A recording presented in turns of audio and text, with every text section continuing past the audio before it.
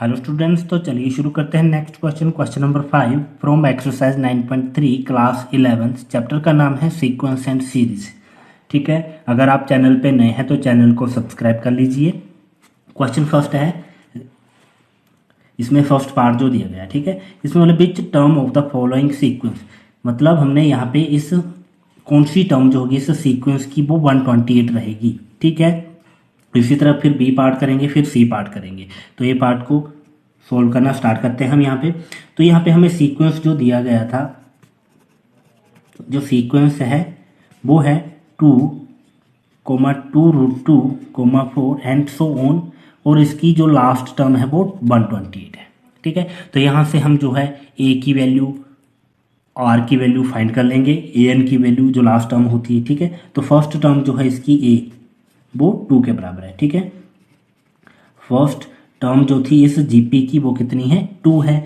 यहाँ से हम जो आर कॉमन रेशो निकालेंगे, तो जो कॉमन रेशो की वैल्यू आएगी आर, वो क्या होती है, second term divided by first term. ठीक है, तो सेकंड टर्म क्या थी 2√2 अपॉन फर्स्ट टर्म क्या थी 2, दोनों को ये डिवाइड करा तो कितना बन गया √2। तो यहाँ पे आर की वैल्यू जो थी वो √2 आ गई है, ए की वैल्यू 2 थी, ए एन जो होती है वो लास्ट टर्म जो थी 128 ये दी गई है। तो हमें जो है यहाँ पे नंबर ऑफ टर्म्स निकालना है, मींस एन की वैल्यू फाइंड करनी है हमें। ठीक है, तो यहाँ में हम nth टर्म के लिए फॉर्मूला लगाएंगे। तो nth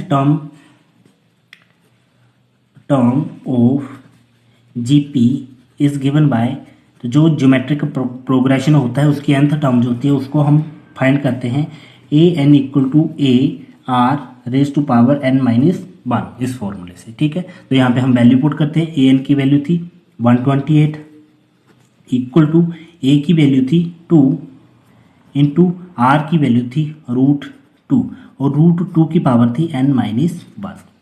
तो यहाँ पे हम इसको सोल्व करेंगे और n की वैल्यू फाइंड करेंगे। ठीक है, तो यहाँ से जो 2 था पहले इस साइड लेके जाते हैं, तो 128 था, इसके डिवाइड में 2 चला गया, इस साइड बचा √2 और इसकी पावर n माइनस 1। तो 2 से इसको कट करेंगे तो 64 हो जाएगा। यहाँ पे ये था 64, लेफ्ट हैंड साइड थी 64 और राइट हैंड साइड में था √2 की पावर n माइनस 1।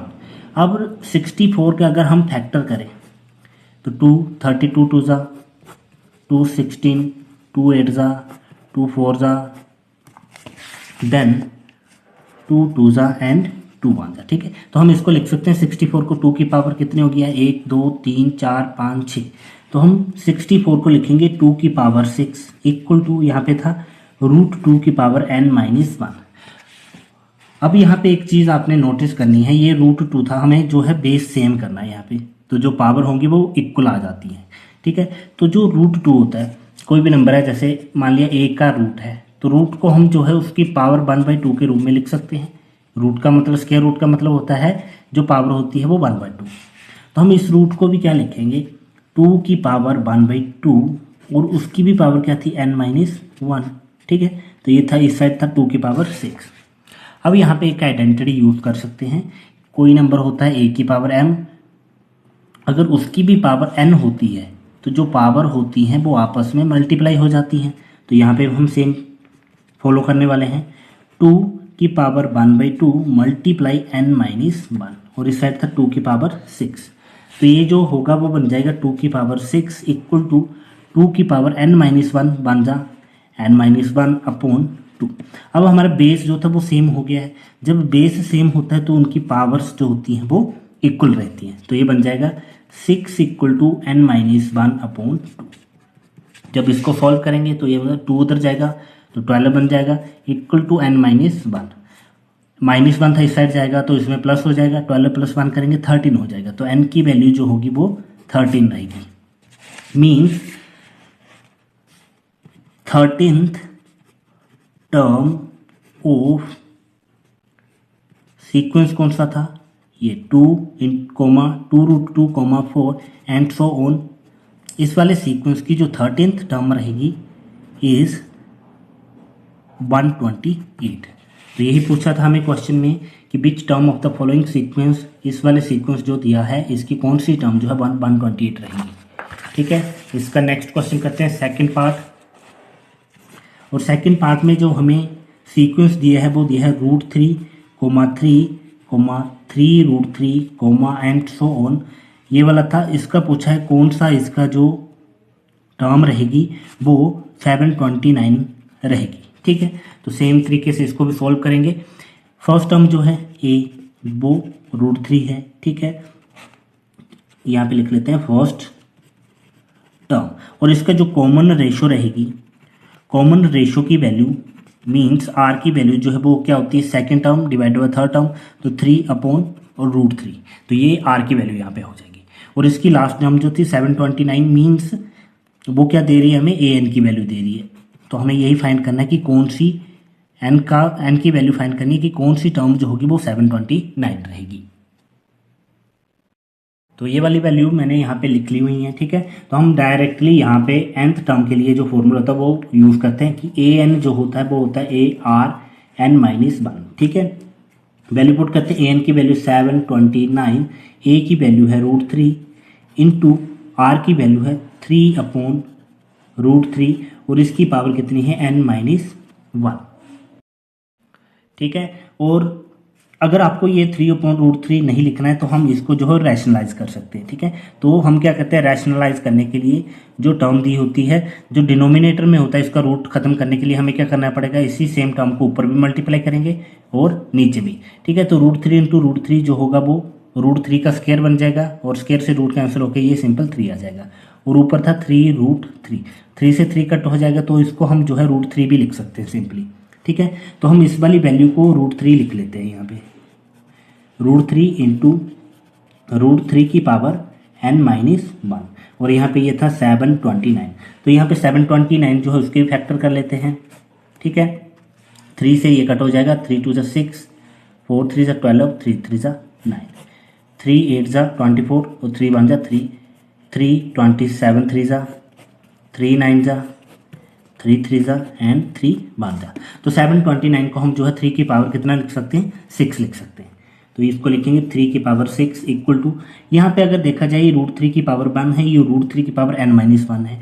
तो जब भी ऐसा कोई वैल्यू मिलती है जैसे जिनका बेस सेम होता है पावर अलग होती हैं, जैसे a की पावर m मल्टीप्लाई a की पावर n, तो पावर्स क्या हो जाती हैं, बेस अगर सेम होता है पावर अलग होती हैं, तो बेस दोनों पावर जो होंगी ऊपर वाली वो प्लस कर दी जाएंगी। ठीक है, तो हम यही यहाँ पे अपनाने वाले हैं। तो √3 था, एक था इसकी पावर 1 थी, प्लस इसकी पावर थी n-1, तो ये -1 और ये +1 कट हो जाएगा, तो √3 की पावर कितनी बचेगी, n, तो √3 की पावर n, और ये आ गया 3 की पावर 6। अब इस √3 को हम जो है 3 की पावर 1/2 लिख सकते हैं,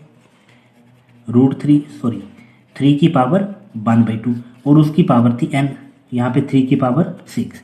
अब ये फिर से वही आइडेंटिटी बन गई, a की पावर m की पावर n, तो a की पावर m की पावर n, पावर्स क्या हो जाती हैं, मल्टीप्लाई, तो इनको लिखेंगे a की पावर m मल्टीप्लाई n, तो इसको लिखेंगे 3 की पावर, ये हो गया n मल्टीप्लाई 1, तो n upon 2।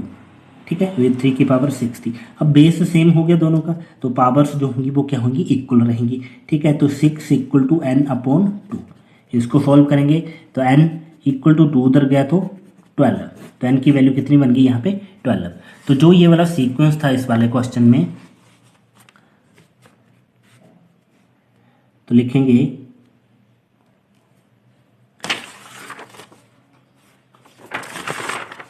12th term of this sequence is 729। अब इसका नेक्स्ट जो थर्ड पार्ट कर लेते हैं। ठीक है, सीक्वेंस जो था दिया था 1.3, 1.9, 1.27 एंड सो ऑन।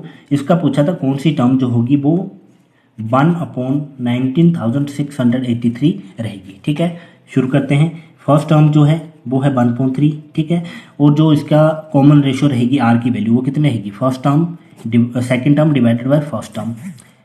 तो जब इसको सॉल्व करेंगे कितना बन जाएगा, 1 इंटू 3 तो 3, और नीचे 1 9 जा 9, तो 3 1 जा 3, 3 3 जा 9, तो 1/3। ठीक है, तो यहाँ पे बन गया 1/3 जो थी इसकी कॉमन रेशियो निकल आई है। और लास्ट जो टर्म थी ए एन वो कितना दिया है 1/19,683 है। ठीक है, यूज़ करते हैं nth टर्म के लिए जो फॉर्मूला था A N equal to A R N minus 1। Value put करते हैं, ए एन की वैल्यू थी 1/19,683 और राइट हैंड साइड में था ए की वैल्यू थी 1/3 इंटू आर की वैल्यू है 1/3 और इसकी पावर थी n-1। ये 1/3 था, इसकी पावर थी 1। तो यहाँ पे हम क्या कर सकते हैं, इन दोनों में जो पावर्स थी, देखो बेस जो है वो सेम है, पावर अलग अलग है, तो क्या करेंगे, यही आइडेंटिटी ए की पावर m इंटू ए की पावर n किसके बराबर होती है, पावर्स जो होती है वो प्लस हो जाती है, आइडेंटिटी का यूज़ करा तो ये बन जाएगा 1/3 की पावर 1 प्लस n-1 और इस साइड था 1/19,683। तो यहाँ से प्लस का 1 माइनस 1 कट हो जाएगा, ये बच जाएगा 1/3 की पावर n। और इस साइड पहले 19,683 के जो है वो फैक्टर्स कर लेते हैं हम, 19,683 के फैक्टर कर लेंगे हम। तो यहाँ पे देखने को मिल रहा है ये 3 है, तो मतलब ये भी 3 के टेबल में ही जाएगा, क्योंकि ये क्वेश्चन जो होते हैं वो बने ही वैसे होते हैं। तो यहाँ पे पहले इसको 3 के टेबल में करते हैं। 3 6 जा 18, एक बचा, 3 5 जा 15, 6 3 जा 18 और 3 5 जा 3। अब फिर से 3 से चला जाएगा, 3 2 जा 6, 3 5 जा 3, 8 3 जा 24 और 7 3 जा 21। नेक्स्ट फिर 3 से चला जाएगा, 3 7 जा 21 और 3 2 जा 6, 3 9 जा 27। आगे था 3 से करा तो ये चला जाएगा 3 2 जा 6, 243 आई थिंक, और 3 से करेंगे तो ये चला जाएगा 81 से 3 27 जा, 3 9 जा, देन 3 3 जा और 3 बन जा। तो ये जो होगा 1 2 3 4 5 6 7 8 9। तो हम जो ये वाली वैल्यू थी इसको लिख सकते हैं 1/3 की पावर 9, क्योंकि 1 की पावर 9 करेंगे जब इसको सॉल्व करेंगे तो 1 की पावर 9 जो होती है वो 1 ही रहती है। 1 की पावर जितनी मर्जी कर दो 1 ही रहती है। 3 की पावर 9 करेंगे ये वाली वैल्यू आ जाएगी। ठीक है, अब बेस जो है वो सेम हो गया तो पावर्स जो होंगी वो भी क्या रहेंगी, इक्वल। तो n की वैल्यू यहाँ पे 9 आ गई है। तो यहाँ पे जो होगी 9th टर्म रहेगी, 9th term of this sequence is, कौन सी टर्म थी, ये वाली 1/19,683। ठीक है, और यही इसका आंसर है। Thank you for watching.